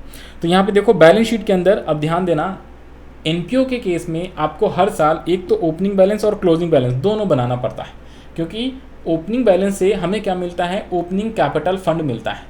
क्वेश्चंस में जब आप प्रैक्टिकल न्यूमेरिकल क्वेश्चंस करते हो ना, तो कैपिटल का ओपनिंग बैलेंस दिया हुआ नहीं होता, तो उसके लिए इन्फॉर्मेशन होता है। तो हम लोग ओपनिंग बैलेंस शीट बना के और कैपिटल एट द बिगनिंग यानी कि कैपिटल फंड ओपनिंग वाला कैलकुलेट करते हैं, फिर जाके क्लोजिंग बैलेंस शीट बनाते हैं। और क्लोजिंग बैलेंस शीट में बहुत सारे एडजस्टमेंट करते हैं, ओपनिंग बैलेंस शीट में एडजस्टमेंट हम लोग नहीं करते। इसके बाद है क्या, following point should be kept in the mind while preparing balance sheet. Number 1, expenses and incomes, special receipts, surplus deficit, assets, liabilities, loans and advances. तो जो इनकम एक्सपेंडिचर होता है, इसका जो भी होता है ना, आउटस्टैंडिंग और एडवांस जो होता है उसे आप लोग बैलेंस शीट में लिखना पड़ता है। इनकम एक्सपेंडिचर तो भाई कहाँ लिखोगे, इनकम एक्सपेंडिचर में, लेकिन जो एडवांस यानी कि प्रीपेड और आउटस्टैंडिंग होता है तो उसे आपको बैलेंस शीट में भी लिखना पड़ता है, क्योंकि आउटस्टैंडिंग का मतलब लायबिलिटीज है। अगर आपका एक्सपेंडिचर आउटस्टैंडिंग है तो वो लायबिलिटी होएगा, एक्सपेंडिचर प्रीपेड है तो आपका एसेट्स होएगा। इनकम के केस में उल्टा होता है, यदि अक्रूड यानी आउटस्टैंडिंग इनकम है तो आपका एसेट साइड आएगा, और प्रीपेड या एडवांस इनकम है तो आपका लायबिलिटी साइड आएगा।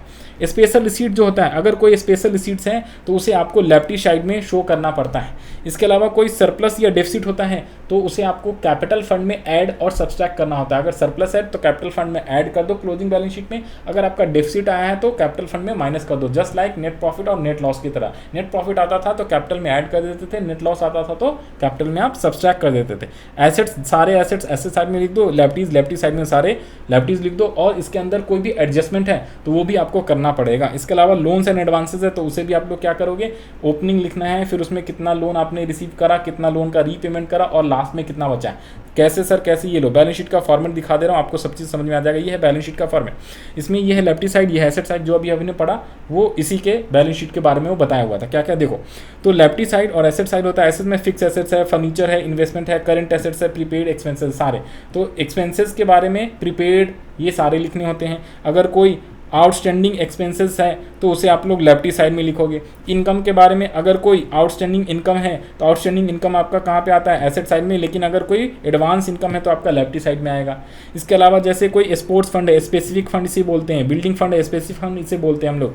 तो बिल्डिंग के लिए कोई फंड मिला तो इसका ओपनिंग बैलेंस कितना था और इस साल कितने मिले हैं, कितने आपकी इनकम हो गई इस फंड से और आपने कितने खर्चे कर दिए बिल्डिंग बनाने में, तो उन सबको लेस वगैरह करने के बाद जो सीडी हो जाता है उसे आप लोग यहाँ पे लिख देते हो।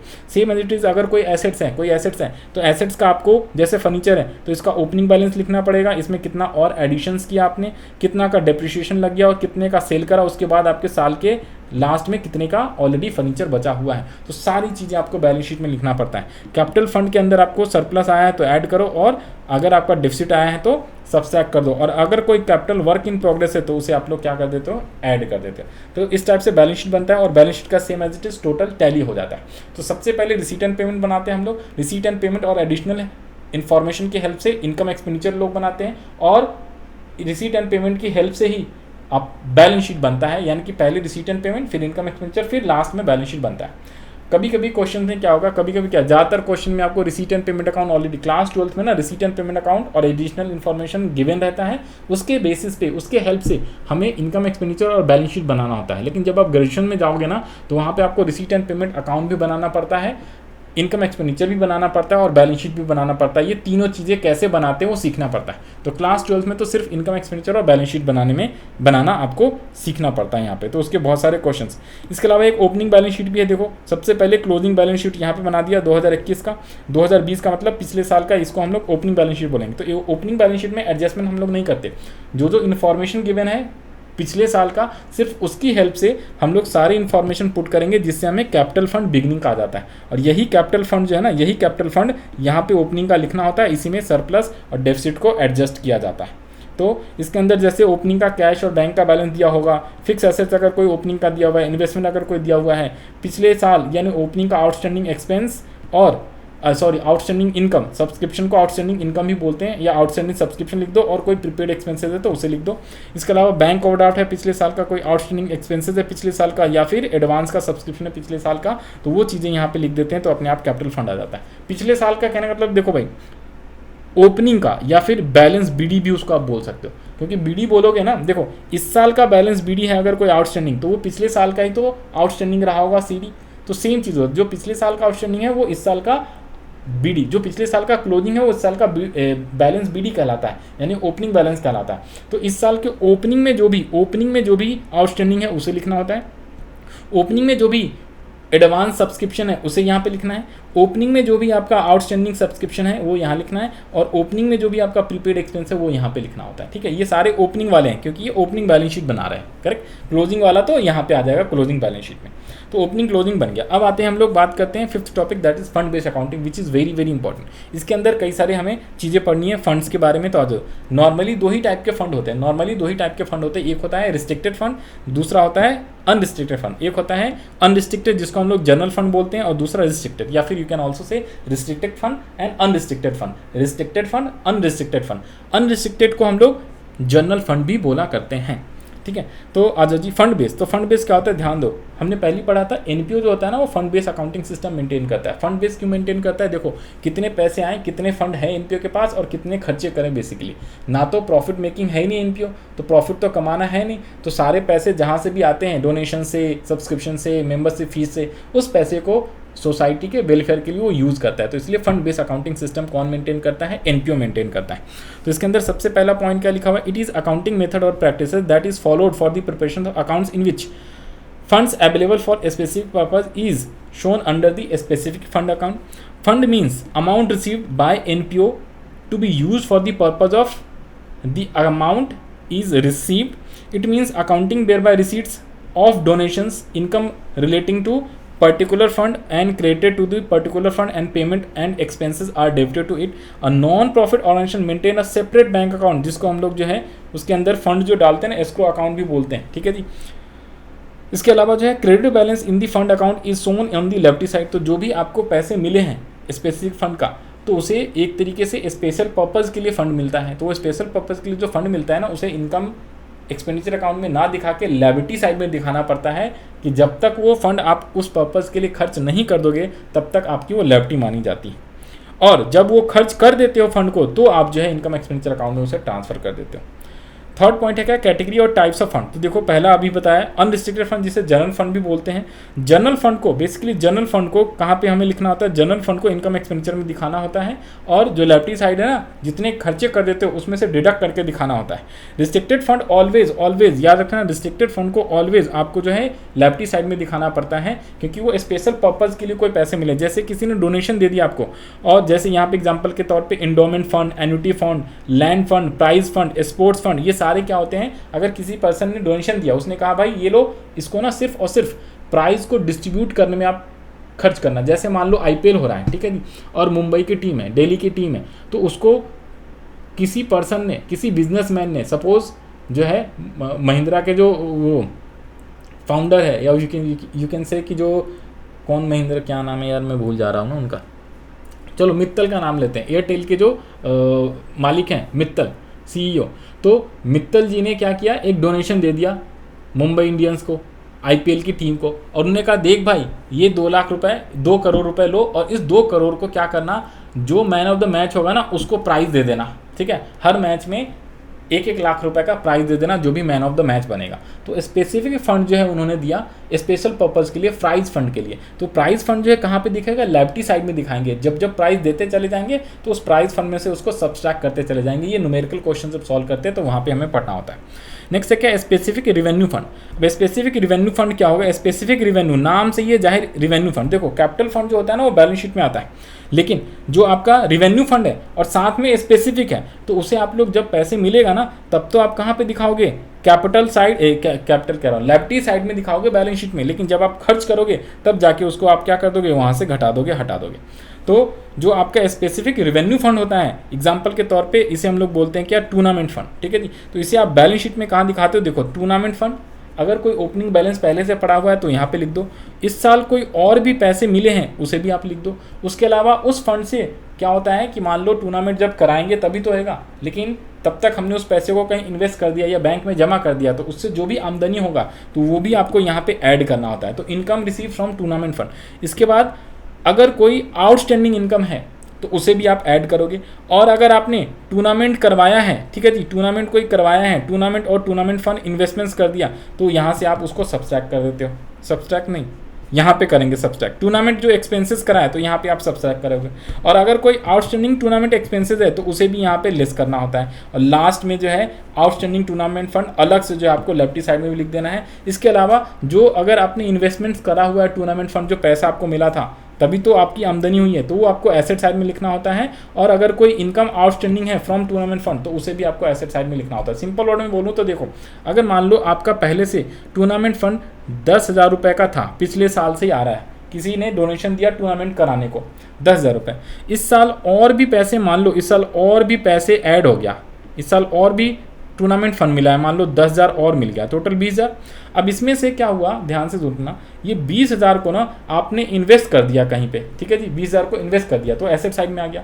जो इन्वेस्टमेंट करा है उसमें मान लो कोई इनकम हुई, इंटरेस्ट वगैरह की आमदनी हुई, तो मान लो 2,000 रुपये आमदनी हो गया 10% से, तो यहाँ पे ऐड कर दिया।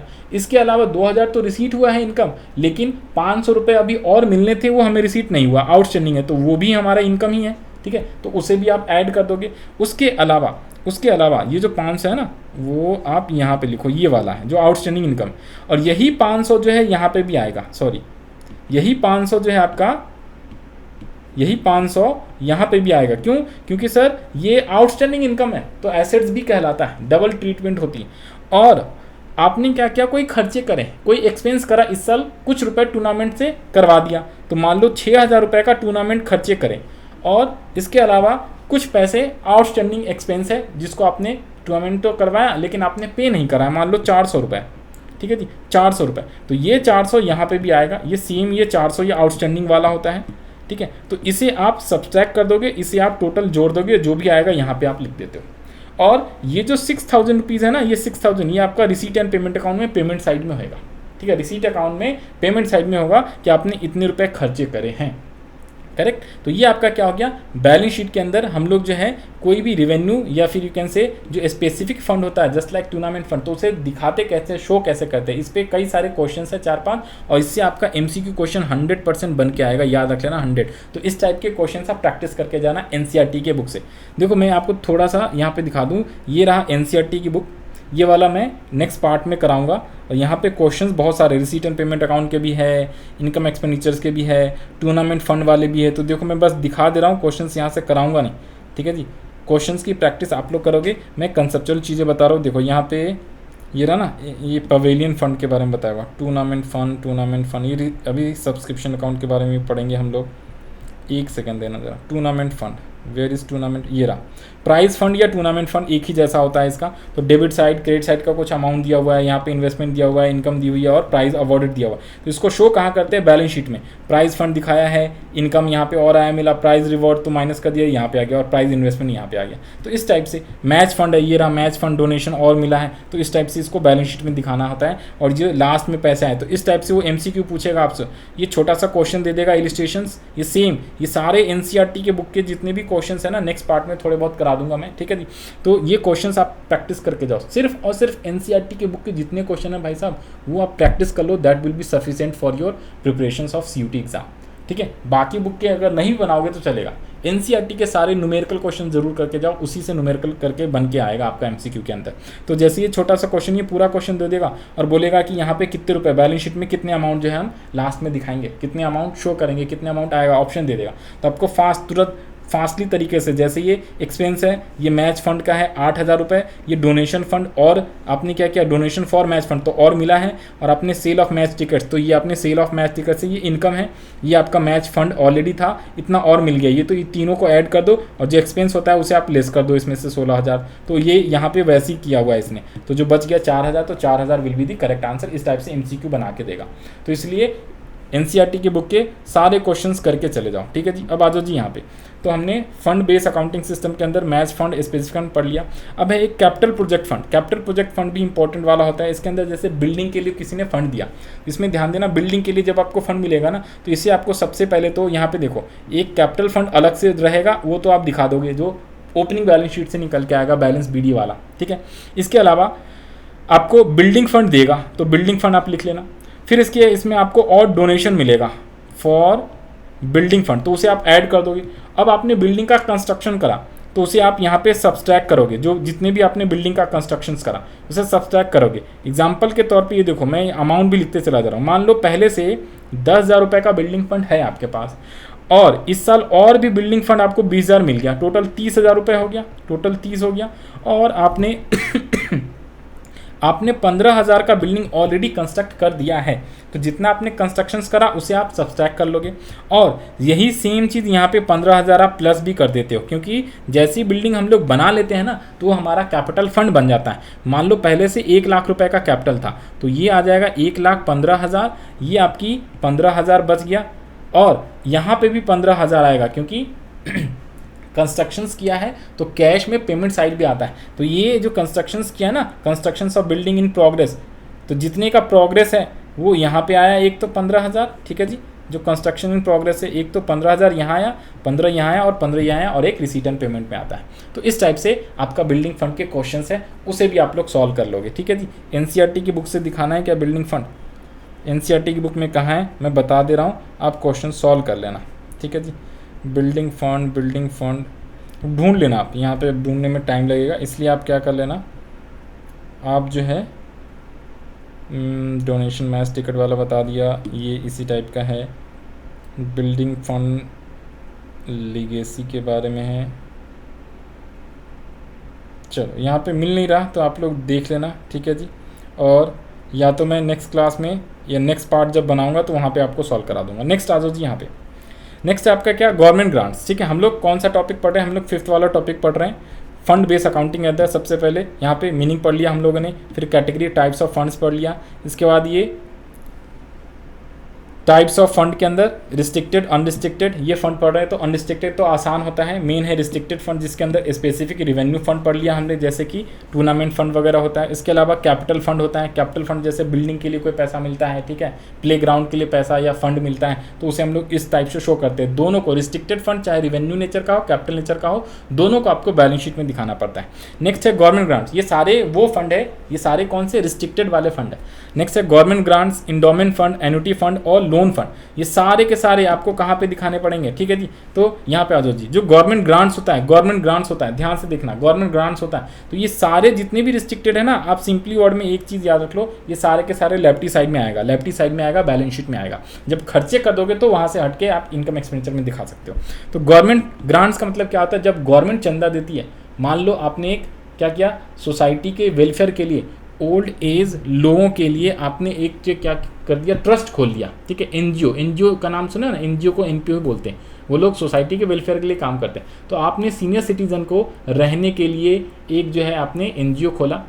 अब आपके पास जितने भी पैसे थे आपने लगा दिए, दोस्तों से भी मेंबरशिप फीस कलेक्ट कर लिया।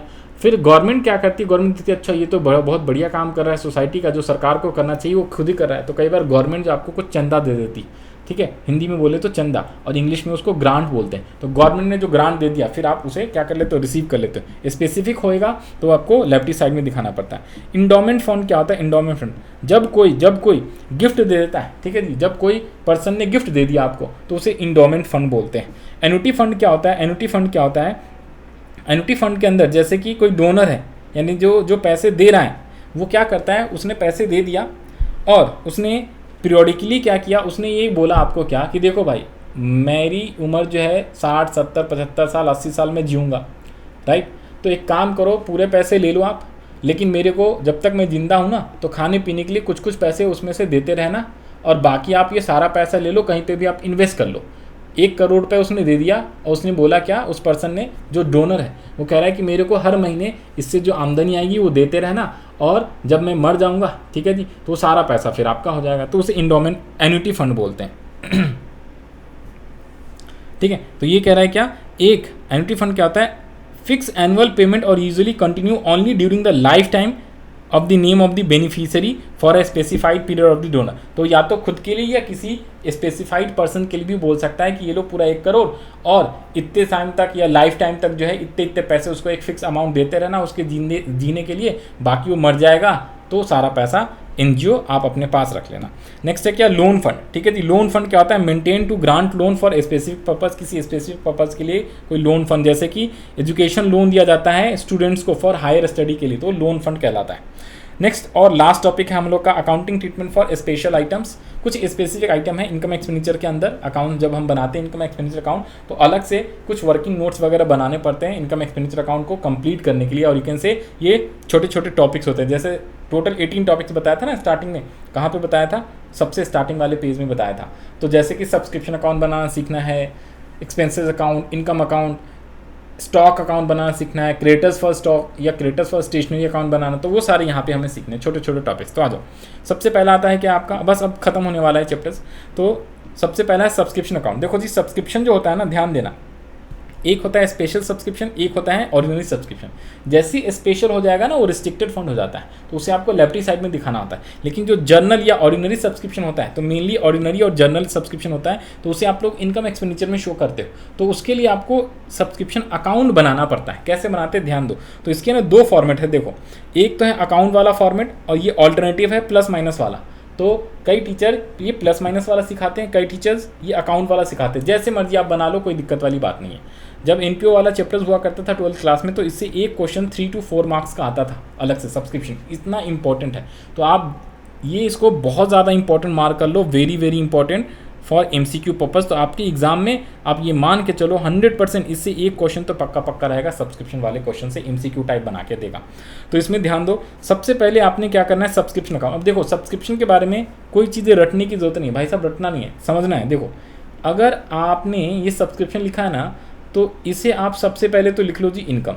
सब्सक्रिप्शन क्या होती है? एनपीओ के लिए, हम लोग एनपीओ वाले हैं तो एनपीओ का अकाउंट बना रहे हैं तो हमारे लिए इनकम होता है। सब्सक्रिप्शन क्या होता है जी? सब्सक्रिप्शन क्या होता है? हमारे लिए इनकम होता है, ठीक है, इनकम होता है, याद रखना इनकम। हम लोग इसको पे नहीं कर रहे हैं, एक्सपेंसेस नहीं है, इनकम है। अब इनकम है तो ध्यान से देखो, सब्सक्रिप्शन अगर इनकम है तो अगर आपको पैसे मिलेगा तो आप रिसीट एंड पेमेंट में डेबिट साइड लिखोगे रिसीट, और ये जो इनकम है तो आपको कहाँ पे लिखना पड़ेगा? बैंक अकाउंट में यहाँ पे टोटल सब्सक्रिप्शन लिखना है, टोटल लिखना है। टोटल का मतलब पता है क्या होता है?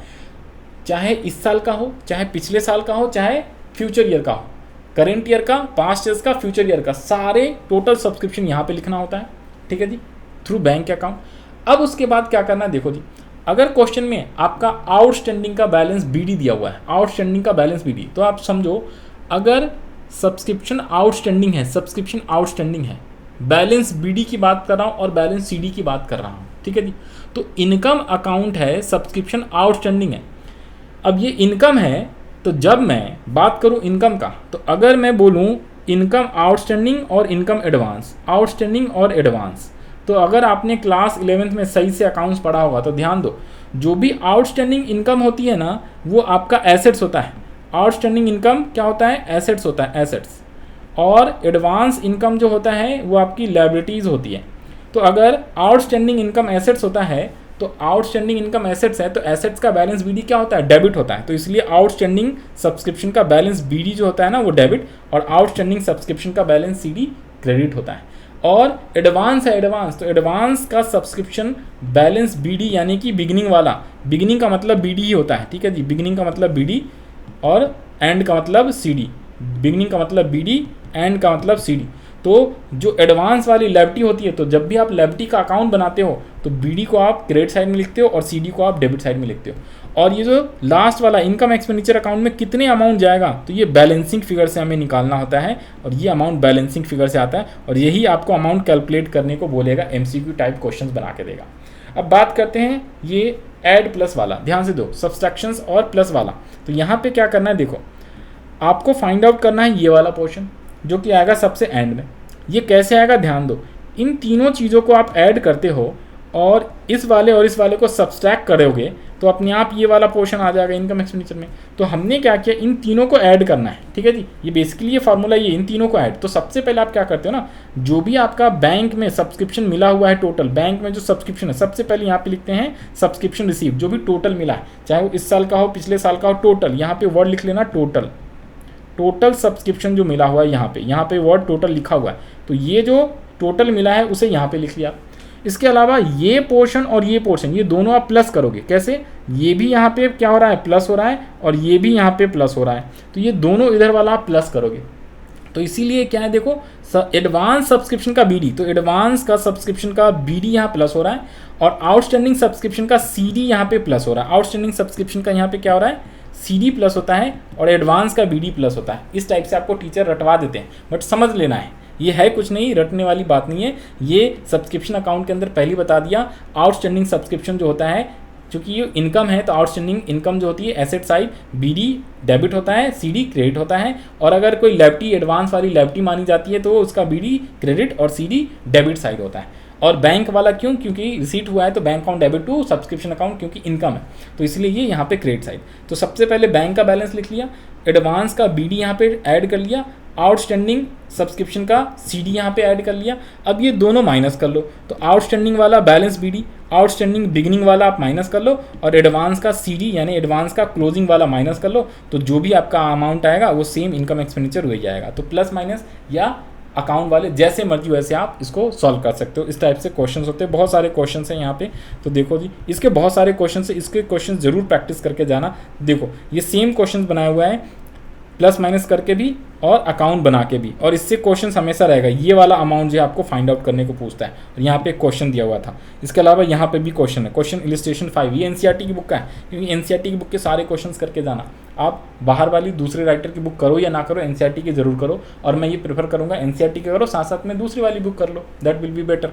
तो यहाँ पे इस टाइप से क्वेश्चन दिया हुआ है आउटस्टैंडिंग का। देखो जी, एक क्वेश्चन मैं आपको करा देता हूँ, ये इंपॉर्टेंट है इसलिए। सबसे पहले यहाँ पे लिखा हुआ है सब्सक्रिप्शन रिसीव 2,50,000, फिर इसने बोला है सब्सक्रिप्शन आउटस्टैंडिंग है, दो तो आउटस्टैंडिंग है, एक है 14 अप्रैल का और 31 मार्च 2015 का। तो ये आपका CD हो गया, ये आपका BD हो गया, और दोनों क्या है, आउटस्टैंडिंग वाला है। फिर आपका नीचे लिखा हुआ है एडवांस का और एडवांस का, तो ये BD है और ये CD है, ये आपका BD है और ये CD है, बस खत्म। तो आप क्या करो, सबसे पहले अकाउंट वाला बता देता हूँ, फिर ऐड प्लस। तो सबसे पहले हम लोग यहाँ पे बैंक में लिखेंगे जो टोटल मिला है, this is called total 2,50,000, total 2,50,000। फिर जो है आउटस्टैंडिंग, आउटस्टैंडिंग सब्सक्रिप्शन का मतलब क्या होता है, एसेट्स, क्योंकि इनकम है, आउटस्टैंडिंग इनकम एसेट्स। तो इसका BD आप लिखोगे यहाँ पे, CD लिखोगे यहाँ पे। तो BD 50,000 हमने यहाँ लिख दिया, CD 35,000 हमने यहाँ पे लिख दिया क्रेडिट साइड में।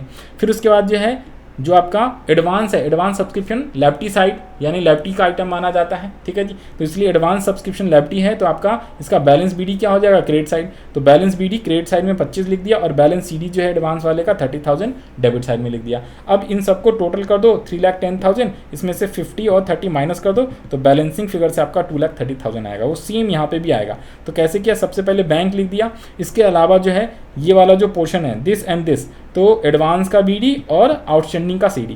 तो एडवांस का जो BD है 25 और आउटस्टैंडिंग का जो CD है 35, इन दोनों को जोड़ दिया यहाँ पे 310।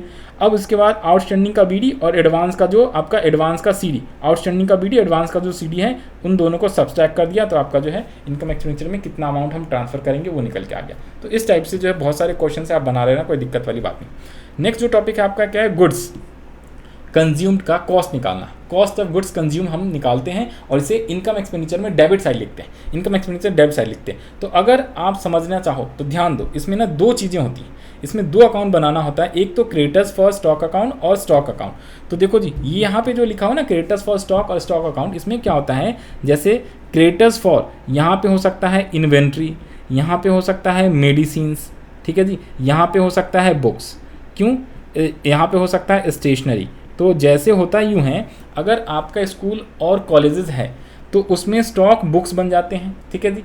अगर आपका हॉस्पिटल्स वगैरह, वहाँ पे मेडिकल्स जो है, मेडिसिन्स वगैरह स्टॉक बन जाता है, और स्टेशनरी वगैरह जो है, लाइब्रेरी वगैरह, तो वहाँ पे स्टेशनरी जो है आपका स्टॉक बन जाता है। तो स्टॉक किस चीज़ का स्टॉक, चाहे वो स्टेशनरी का हो, चाहे वो आपका किसका हो, स्टेशनरी का हो, चाहे वो आपका बुक्स का स्टॉक हो, चाहे वो आपका मेडिसिन्स का स्टॉक हो। तो ज़्यादातर तो आपको बुक्स, स्टेशनरी और मेडिसिन्स दिया रहेगा।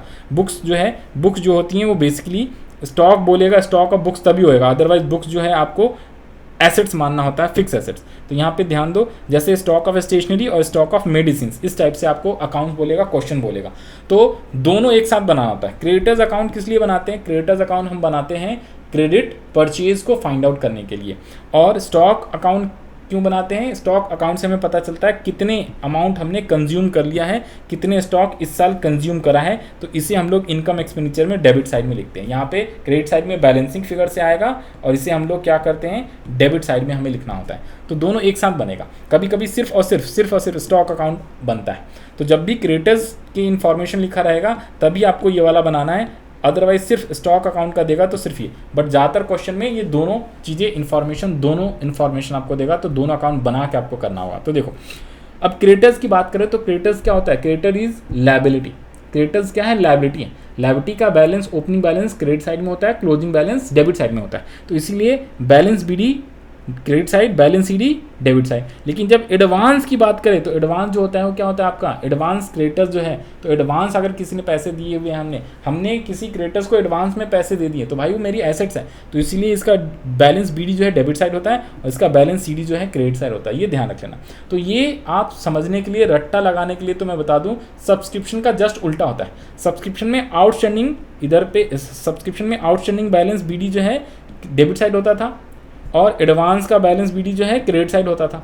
तो यहाँ पे उल्टा होता है, एडवांस का बैलेंस BD डेबिट साइड, और आउटस्टैंडिंग बोल सकते हो, आउटस्टैंडिंग का बैलेंस BD क्रेडिट साइड। क्योंकि क्रेडिटर जो है लेफ्टी है, लेकिन या यू कैन सिंपली से एडवांस और आउटस्टैंडिंग क्रेडिटर जो होता है वो आपका, यहाँ पे क्रेडिटर्स लेफ्टीज है, वहाँ पे इनकम होता था। तो अगर मैं आउटस्टैंडिंग इनकम की बात करूं तो एसेट्स होता था, एडवांस इनकम लेफ्टी होता था। लेकिन यहाँ पे आउटस्टैंडिंग क्रेडिटर जो है लेफ्टी होता है, और एडवांस क्रेडिटर जो होता है वो क्या होता है आपका, एसेट्स होता है। इसलिए जस्ट अपोजिट होता है। तो यहाँ पे बैंक से जो भी आपने पे करा है वो यहाँ पे लिख दोगे। एडवांस का BD डेबिट साइड में, आउटस्टैंडिंग का CD डेबिट साइड में, आउटस्टैंडिंग का BD क्रेडिट साइड में, एडवांस का सीडी क्रेडिट साइड में, और बैलेंसिंग फिगर से ये जो आता है ये वाला पोर्शन, इसे हम बोलते हैं क्रेडिट परचेज, और इसे आपको यहाँ पे दोबारा से लिखना है। इस क्रेडिट परचेज को यहाँ पे आपको दोबारा से, ये रहा ना क्रेडिट परचेज, यहाँ से आपको यहाँ पे लिखना पड़ता है। और स्टॉक का बीडी पहले से दिया होगा, सीडी भी दिया होगा, कैश परचेजेस भी दिया रहेगा, नहीं देगा तो जीरो मान लेंगे। तो कुछ कैश परचेज था, कुछ पहले से था, और कुछ हमने क्रेडिट परचेज करा, तो टोटल आ गया। इसमें से आपने क्या करा, कुछ सेल कर दिया और कुछ क्लोजिंग बैलेंस है उसको माइनस कर दोगे तो आपको जो आएगा इनकम एक्सपेंडिचर में डेबिट साइड में, यानी कि उतने स्टॉक आपने इस साल कंज्यूम कर लिया। तो ये 2 अकाउंट आपको बनाने पड़ते हैं। नेक्स्ट टॉपिक है क्या, proceeds from sale of old assets. अब जो एसेट्स होता है, एसेट्स यानी कि ये यहाँ पे फिक्स एसेट्स की बात कर रहा है। तो जब भी आप, जैसे कि कोई बिल्डिंग है, फर्नीचर है, बिल्डिंग नहीं फर्नीचर मान लो, फर्नीचर वगैरह है, तो अभी हमने ऊपर में पढ़ा था ना, हम लोगों ने ऊपर में पढ़ा था कि जब हम लोग बैलेंस शीट बनाते हैं तो ये जो फर्नीचर है, सबसे पहले यहाँ पे ओपनिंग बैलेंस दिखाओ, फिर इसमें और एडिशन करो, फिर डेप्रिसिएशन करो, और जो सेल करा यहाँ पे सेल करो। तो जो सेल प्राइस होता है वो यहाँ पे आपको लिखना है। और अगर आपने 10,000 वाली बिल्डिंग को मान लो 9,000 में बेच दिया तो 1,000 का नुकसान हो गया। 1,000 आप इनकम एक्सपेंडिचर में डेबिट साइड में, एक्सपेंसेस साइड में लिखोगे। और यदि आपने 10,000 वाली चीज़ें 12,000 में बेच दिया तो 2,000 का गेन हो गया आपका, तो 2,000 इनकम साइड में भी आता है। ठीक है जी। तो यहाँ पे आओ जी। तो जब भी आप फिक्स एसेट्स को सेल करते हो, यानी कि सेल ऑफ ओल्ड एसेट्स करते हो, तो ध्यान से देखो इसमें क्या क्या लिखा हुआ। Sale of assets may result into profit or loss, also known as gain and losses, or neither profit or no loss. तो जब भी आपका क्या होगा, determine book value of the assets charging depreciation on the same up to date of sale, determine the sale value of the assets in the sold, such sale value is credited to assets account. यानी कि credit का मतलब है आपको balance sheet में less करना है जितने से भी आपने सेल करा है। इसके बाद sale value is excess the book value, तो आपका क्या हो जाएगा, गेन हो जाएगा। गेन, इस गेन को इनकम एक्सपेंडिचर में आपको क्या करना है, क्रेडिट साइड। लेकिन यदि आपका लॉस हुआ है, लॉस, तो डेबिट साइड यानी एक्सपेंडिचर साइड में इनकम एक्सपेंडिचर दिखाना है। सिंपल वर्ड में बोलूँ तो यहाँ पे आप क्या करोगे, ये देखो ये एसेट्स अकाउंट है, यहाँ पे एसेट्स अकाउंट बना हुआ है, तो बैलेंस बीडी सबसे पहले यहाँ पे आ जाता है। इसके अलावा यहाँ पे सीडी भी दिया रहेगा। अगर आपने जो सेल किया है तो यहाँ पे सेल लिख लोगे, अगर डेप्रिसिएशन है तो डेप्रिसिएशन यहाँ पे लिखोगे, जो भी आपका प्रॉफिट हुआ है वो यहाँ पे लिखोगे, और अगर आपने और परचेज करा है परचेज लिखोगे, और जो आपका लॉसेज हुआ है तो इनकम एक्सपेंडिचर में ये आएगा डेबिट साइड में, और ये आएगा अगर प्रॉफिट, तो कोई एक ही आता है, या तो प्रॉफिट आएगा या लॉस आएगा, या फिर कुछ भी नहीं आएगा। जब भी सेल करोगे तो या तो गेन होगा या लॉस होगा या कुछ भी नहीं होगा। तो गेन होगा तो ये आपका अकाउंट बनाओगे ना, तो ये अपने आप अकाउंट से क्या हो जाएगा, अगर लेजर हम बनाते हैं तो इनकम एक्सपेंडिचर में ये इधर पे आएगा, ये इधर पे आ जाएगा, इस टाइप से। नेक्स्ट अकाउंट है क्या, एक्सपेंसेस अकाउंट। कई बार आपको एक्सपेंसेस अकाउंट बनाना पड़ता है, ये सारे वर्किंग में बनाने पड़ते हैं या अलग से क्वेश्चन आता है। Expenses account, you know variable expenses का बैलेंस बीडी डेबिट होता है और बैलेंस सीडी क्रेडिट होता है। तो एक्सपेंस का बैलेंस बीडी जो होता है वो क्या होता है आपका, डेबिट होता है, और सीडी जो होता है क्रेडिट होता है। लेकिन अगर मैं बात करूं आउटस्टैंडिंग और एडवांस का, तो आउटस्टैंडिंग एक्सपेंस जो होता है आपका लायबिलिटी होता है, तो इसलिए क्रेडिट साइड में बीडी। आउटस्टैंडिंग एक्सपेंस सीडी है तो आपका डेबिट साइड हो जाएगा। एडवांस एक्सपेंसेस है तो आपका BD debit side, advance expenses का CD credit side.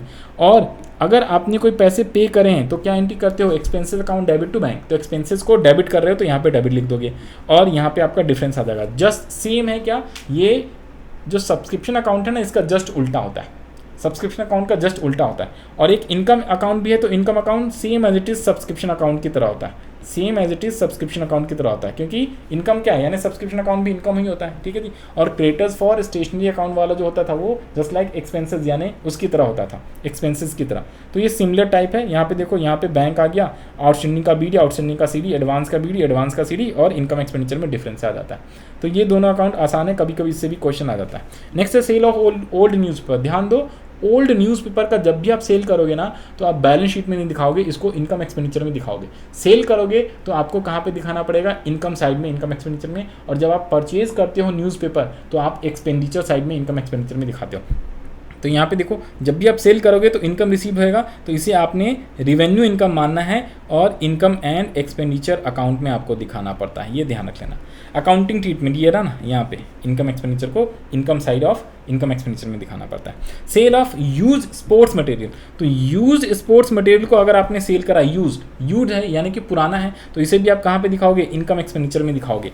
Income expenditure में आप दिखाओगे किसमें, डेबिट साइड में कंज्यूम दिखाते हो, तो जब आप सेल करोगे पैसे मिलेगा ध्यान देना, सेल करोगे और पैसे मिलेगा तो आपको क्या करना पड़ेगा, सेल करेंगे और पैसे मिलेगा। एक सेकेंड देखो जी, देखो हाँ जी, यहाँ पे ध्यान दो, जब आप कंज्यूम करते हो ना स्पोर्ट्स मटेरियल को, तब तो आप इनकम एक्सपेंडिचर में डेबिट साइड में दिखाते हो क्योंकि आपने कंज्यूम कर लिया, और साथ साथ में बैलेंस शीट में उसे माइनस भी करना पड़ता है जितने का आपने कंज्यूम करा। और यदि आपने सेल करा है, सेल करा है तो भी आपको बैलेंस शीट में क्या करना पड़ेगा, माइनस करना पड़ेगा, एसेट साइड में माइनस करना होगा। और यदि आपका कोई इनकम हुआ है, उसमें सेल ज़्यादा में कर दिया है या कम में कर दिया, प्रॉफिट या लॉस हुआ है, तो सेम प्रॉफिट एंड लॉस दिखाओगे, जस्ट लाइक एसेट्स की तरह इसकी ट्रीटमेंट होती है। नेक्स्ट है, if old sports material are shown as consumed or sold, तो जो आपने पहले स्पोर्ट्स मटेरियल को कंज्यूम दिखाया हुआ था उसे सेल किया है, और उससे जो भी अमाउंट रिसीव होगा तो उसे आप क्रेडिट में दिखाओगे, कहाँ पे, इनकम एक्सपेंडिचर साइड में। आप उसे कहाँ पे दिखाओगे, credit side of income expenditure account दिखाओगे। If old sports material shown as stock or stock that are sold, अगर आपने किसी स्पोर्ट्स मटेरियल को स्टॉक दिखाया हुआ है और उसे आपने बेचा है, तो स्टॉक दिखाया हुआ है तो वो आपका उस पर जो गेन एंड प्रॉफिट होता है ना, उसे ही सिर्फ इनकम एक्सपेंडिचर में दिखाओगे। लेकिन जितने का सेल करा तो उसे आप कहाँ पे दिखाओगे, एक तरीके से बैलेंस शीट में माइनस करोगे। If sale of old sports material resulted into loss, तो लॉस होगा वो भी इनकम। देखो भाई, प्रॉफिट पहले बता दिया, प्रॉफिट या गेन होगा तो इनकम एक्सपेंडिचर में इनकम दिखा दो, लॉस होएगा आपका, लॉस होएगा तो डेबिट साइड यानी एक्सपेंडिचर साइड दिखा दो, इनकम होएगा तो क्रेडिट साइड दिखा दोगे। और जितने का आपने सेल और परचेज करा है, ठीक है जी। If old sports material are sold as consumed, अगर आपने कंज्यूम कर लिया, ठीक है जी, ओल्ड स्पोर्ट्स मटेरियल को कंज्यूम करा तो भी आपको डेबिट साइड और अच्छा यहाँ पे कंज्यूम करा है तो डेबिट साइड दिखाते हैं, लेकिन उसको जब आपने बेच दिया तो उसे आपने क्या करना है, जितने भी पैसे मिले हैं उसको इनकम साइड यानी क्रेडिट साइड में आपको दिखाना होता है, क्योंकि आपने इसको ऑलरेडी कंज्यूम किया हुआ है ना, तो already debit side of income expenditure दिखा दिया था। तो अब सेल करेंगे तो उससे जो भी आमदनी होगी वो इनकम एक्सपेंडिचर में आप किधर पे दिखा दोगे, क्रेडिट साइड दिखा दोगे। तो ये 3 टाइप के ट्रीटमेंट है। नेक्स्ट है sale of use sports material, same ऊपर वाला ही है, ठीक है, सेम ऊपर वाला ही है ये। नेक्स्ट है sale of old sports material, अच्छा ये सेम ही आ रहा है, सेम ही 2-3 बार लिखा गया। नेक्स्ट है क्या, एंट्रेंस और एडमिशन फ़ी। ध्यान देना, एंट्रेंस एंड एडमिशन फीस जो होता है, एंट्रेंस एंड एडमिशन फीस, जब भी आप एंट्री करते हो, एनपीओ में ऐड होते हो एज अ मेंबर, तो आपको एक एडमिशन फीस या एंट्रेंस फीस देना होता है, तो उसे आप credit side of income expenditure दिखाते हो। ये सब इंपॉर्टेंट रहता है, ध्यान देना, इन सबसे एमसीक्यू आएगा इसलिए आपको पढ़ा रहा हूँ। लाइफ मेंबरशिप फीस क्या होती है, ये आपको लेफ्टी साइड में लिखनी होती है, लेफ्टी साइड में बैलेंस शीट में लिखना होता है। क्यों सर, क्यों?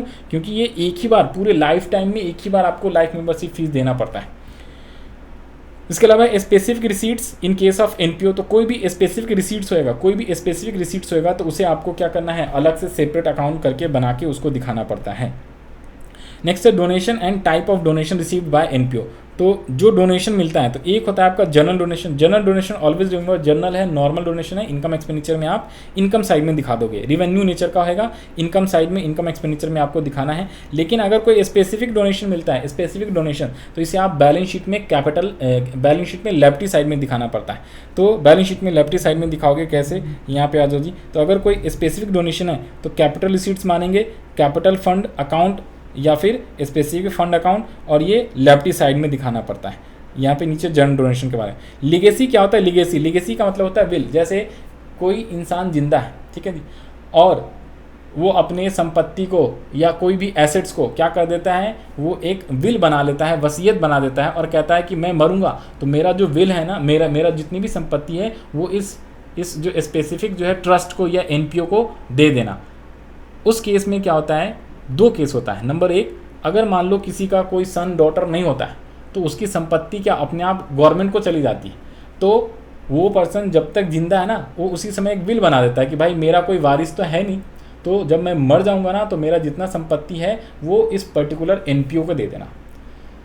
दूसरा केस क्या होता है, अगर कोई पर्सन है, उसका सन डॉटर कोई भी है, ठीक है जी, लीनियर असेंडेंट डिसेंडेंट बोलते हैं उसको, कोई वारिस है बट स्टिल वो चाहता है कि मैं अपने वारिस को अपने संपत्ति में अपने एसेट्स का कोई भी एक भी हिस्सा ना दूं, मेरे सारे पैसे जो हैं किसी ट्रस्ट को डोनेट कर दूं, किसी एनपीओ को डोनेट कर दूं, तो भी वो कर सकता है। तो सिंपल वर्ड में बोलूं तो जब कोई विल बनाता है ना, किसी एनपीओ के लिए, तो उसे हम लोग लेगेसी बोलते हैं। उसके एसेट्स वगैरह उसके मरने के बाद जो है वो उस एनपीओ को ट्रांसफर हो जाता है।